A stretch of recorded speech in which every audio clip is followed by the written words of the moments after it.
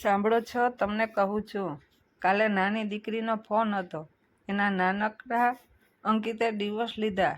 તે મેં નાનીને પૂછ્યું કે અલી, હજી તો લગ્નને 6 મહિના માંડ થયા ને એમાં 4 મહિના તો હરવા ફરવામાં ગયા. ત્યાં શું વાંધા પડી ગયા? તો નાની કહે છે કે દીકરા વહુને ભળ્યું નહીં. એ કહે છે કે બંનેના સ્વભાવ મેચ નથી થતા. લ્યો બોલો, આ તે કોઈ કારણ છે ડિવોર્સ લેવાનું? પાર્કમાં બાજુની બેન્ચ પર બેઠેલા દાદી એમની બાજુમાં બેઠેલા એમના પતિને કહી રહ્યા હતા.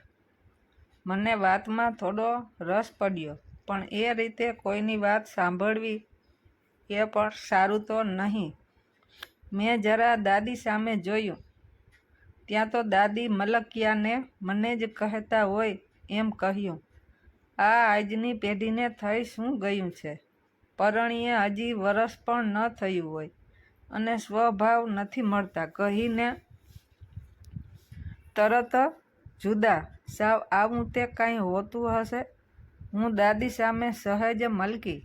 હું કશું બોલું એ પહેલાં દાદાએ અમને બંનેને કહેતા હોય એ રીતે કહ્યું, જમાનો બદલાઈ ગયો છે. રીત ભાત, ભણતર ગણતર, વાણી વિચારો બધું જ બદલાઈ ગયું છે. જમાનાની હવા જ વિદેશી થઈ ગઈ. સૌને સ્વતંત્રતાનો કીડો કરડ્યો છે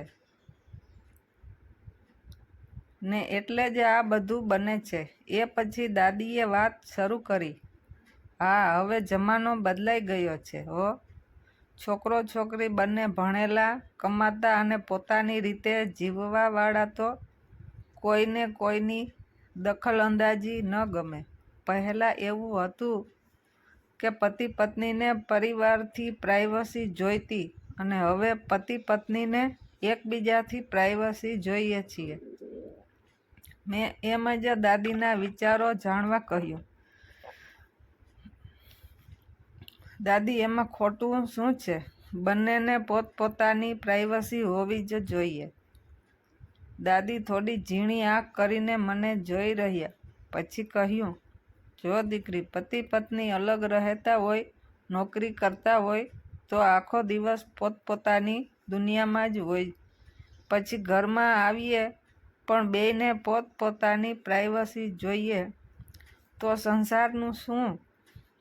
ને આમ જોવા જઈએ તો આ પ્રાઇવસી છે ને એ પતિ પત્નીના સંયુક્ત સંસારને પણ વિભક્ત કરવાનો રસ્તો છે.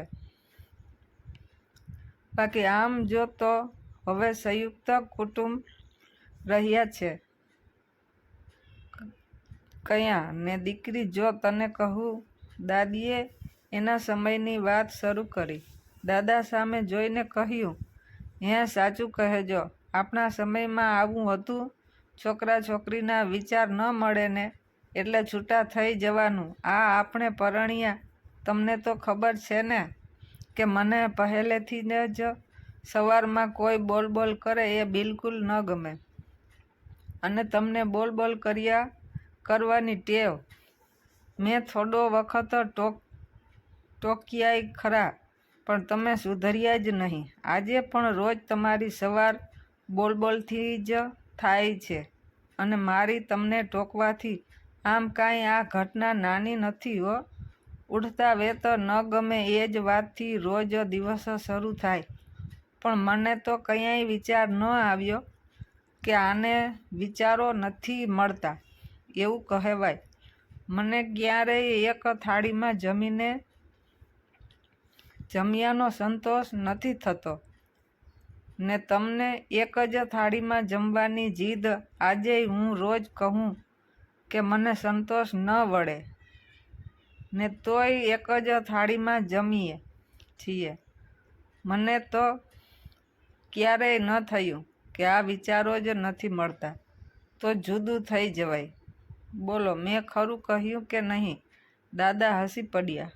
તું વાતમાં પણ મને સંભળાવી તો દેજ હો, કહેતા દાદાએ મુદ્દાની વાત કરી. જો સાંભળ, આપણો સમય જુદો હતો. આપણે કપડાં ખરીદીએ એ ફાટે ત્યાં સુધી પહેરીએ. થોડું ઘણું ફાટે તો સાંધણ સૂંધણ કરીને પણ પહેરીએ. ચંપલ ખરીદીએ તે તૂટે ત્યાં સુધી પહેરીએ ને તૂટ્યા પછી પણ એને સંધાવીએ ને પછી એવું થાય કે વસ્તુ જેમ જૂની થાય એમ એ આપણને ગમવા લાગે. ને બસ આવું જ સંબંધનું પણ.